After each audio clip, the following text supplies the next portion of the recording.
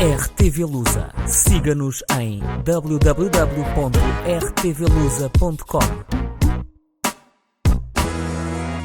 Bom dia, Sr. Embaixador. Bom dia. Em primeiro lugar, queria-lhe agradecer imenso por nos receber nesta residência que tem uma arquitetura fantástica e uma decoração também fantástica.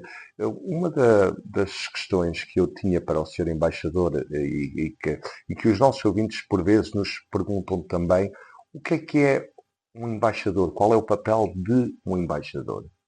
Não, o papel de embaixador é, em regra, nós representamos o Estado português em tudo o que tem a ver no país em que estamos acreditados, neste caso é o Reino Unido. Portanto, eu represento o Estado português em todas as partes do Reino Unido, portanto, não há da Escócia a Londres a unidade na representação. Trabalho, obviamente, com os cônsules gerais, portanto, que dependem, em termos de orientação geral da Embaixada. E depois nós tentamos fazer duas coisas. Por um lado, transmitir as mensagens que temos do nosso governo em várias matérias, na área cultural, na área social, na área política, na área económica, na área comercial, e por outro lado, tentar também explicar aos nossos governantes o que é que se passa no fundo no Reino Unido, quais são os problemas que detectamos e o que é que nós sugerimos que possa ser feito a nível político também para responder a essas necessidades. Mas eu diria que é uma atividade muito diversificada. O que um embaixador faz num país é um bocadinho diferente do que um embaixador faz numa organização internacional. São coisas diferentes. Eu vim da União Europeia, é um trabalho ligeiramente diferente. Aqui tenho um trabalho adaptado a este país. Mas o que lhe posso dizer é, faço sempre com enorme prazer.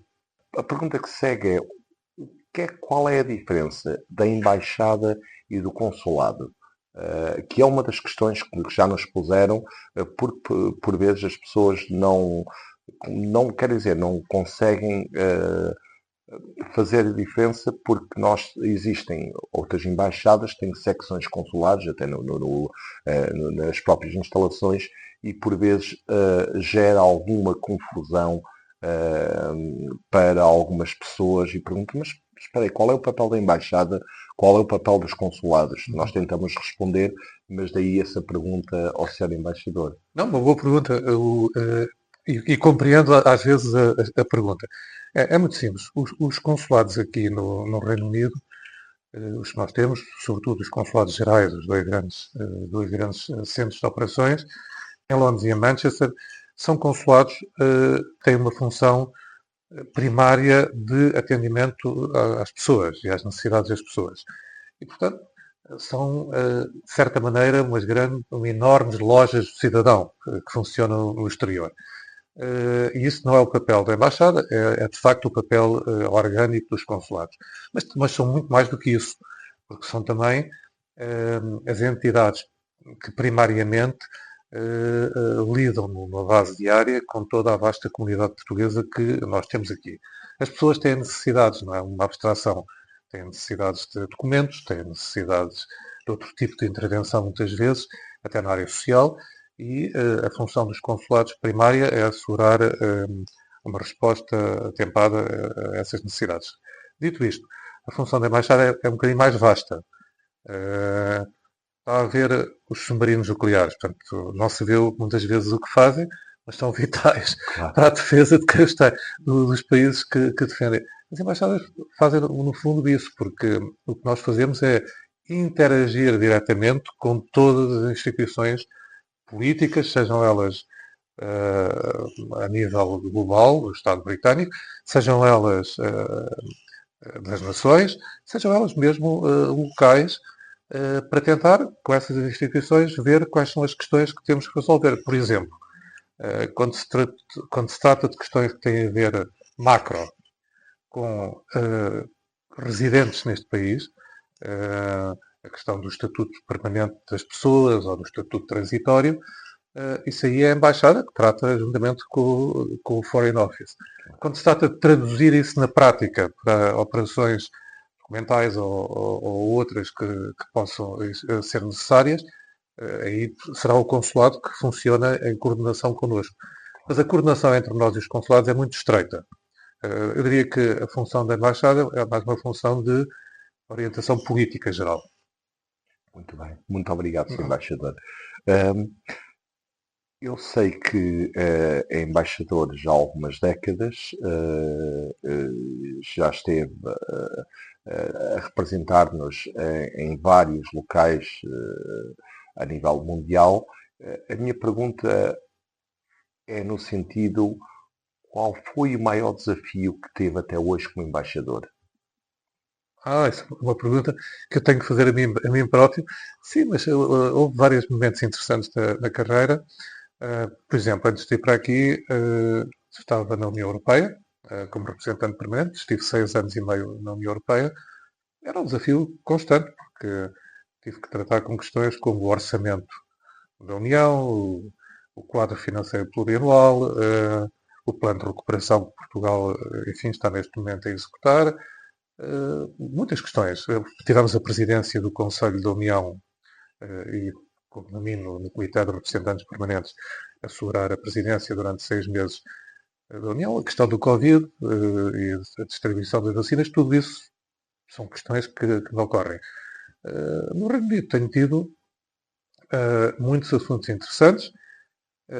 Cheguei e pensei que ia ter uma vida mais tranquila, mas já vi várias mudanças de governo. Infelizmente, uma mudança de chefe de Estado. Digo infelizmente porque apresentei ainda credenciais à Rainha Isabel II e fiquei triste pelo falecimento dela. Mas temos o Rei Carlos III, que é também um bom amigo de Portugal e com quem penso que vamos trabalhar. Temos estado a trabalhar bem. Aliás, uma das coisas que fizemos foi já com ele, que foi a celebração dos 650 anos da relação entre Portugal e o Reino Unido, que correu muito bem e com grande dignidade. O que me leva à próxima pergunta, que é o que é que o tratado que... Peço desculpa, Rei Carlos III, eu chamei de Carlos II, sim, não lhe queria tirar um título. Claro, Carlos III, sim. O que é que o tratado, o mais velho tratado a nível mundial, traduz na prática entre as relações entre Portugal e o Reino Unido? Na prática, vamos por partes. A relação que nós temos é uma relação antiga. Aliás, como sabe, pré-data a existência do Reino Unido como tal, porque era uma relação inicialmente com a Inglaterra, mas em todos os momentos históricos fundamentais para nós, momentos de crise aguda, funcionou. Portanto, é uma relação que tem resistido à prova do tempo. Funcionou para eles e funcionou para nós. Hoje em dia, a pergunta é, mas é uma relação atual? Não, as relações entre os países também dependem de uma atmosfera. Claro. Eu acho que a atmosfera que há quando lidamos com o Reino Unido é uma atmosfera positiva que tem a ver com... Os países são coleções de pessoas. No fundo são pessoas. São pessoas que têm uma certa memória, uma certa tradição. E eu acho que a memória e a tradição que existe é positiva. E não é por acaso que, por exemplo, nós temos milhões de britânicos a visitar Portugal todos os anos, porque se sentem confortáveis, presumo, como temos centenas de milhares de portugueses a vir aqui. Há um fluxo. Para não falar nos residentes, temos uma grande comunidade britânica em Portugal, quase 50 mil pessoas, e temos 400 e muitos mil portugueses a viver no Reino Unido. Eu diria que temos uma excelente relação em termos gerais, depois temos que densificá-la, isto é, temos que, à medida que o tempo vai passando, procurar pontos de contacto para desenvolvê-la. É evidente que com o Brexit há outros desafios, mas estamos a lidar com eles juntos. Muito bem. Senhor Embaixador, o que me diria sobre um jovem que queira abraçar a carreira diplomática neste exato momento? Qual seria a mensagem? Bem, é uma pergunta difícil. Eu diria que sim, precisamos de todo o talento. É uma carreira desafiante, porque eu tive, pessoalmente falando, tive sorte, porque não tive que enfrentar situações, do ponto de vista pessoal, tão difíceis como colegas meus às vezes enfrentam. Imaginem colegas meus que estão em zonas de guerra, por exemplo. Não é fácil. Eu enfrentei outro tipo de trabalhos, também difíceis, mas não nessa área. O ponto é, qualquer jovem que queira entrar para a carreira diplomática deve ter uma grande abertura de espírito e deve ter uma grande disponibilidade para trabalhar em qualquer ponto do planeta. Portanto, e isto, eu estou a dizer uma coisa que parece óbvia, mas não é óbvio, porque implica muitos sacrifícios também. Tem grandes vantagens, uma pessoa fica seguramente mais rica por conhecer outras culturas, outras pessoas, mas também, do ponto de vista pessoal, implica estar longe do país o tempo todo, praticamente, grande parte do tempo. De modo que, se me perguntar, eu digo sim, estimulo. Acho que há muitos jovens capazes, acho que nunca houve tantas pessoas com capacidade para fazer esse trabalho, e espero que continuem a concorrer e a entrar na carreira diplomática. Aliás, há uma grande diferença. Quando eu entrei, não havia muitas mulheres na carreira diplomática. Hoje em dia já existem muitas mulheres na carreira diplomática. Eu próprio sou casado com uma diplomata, portanto, o mundo mudou e mudou para melhor. Muito bem. Muito obrigado, Sr. Embaixador. Queria só pedir-lhe que nos deixasse uma última mensagem aos nossos ouvintes e à nossa comunidade aqui no Reino Unido. É uma mensagem de admiração pelo trabalho genuíno, pelo trabalho que têm feito.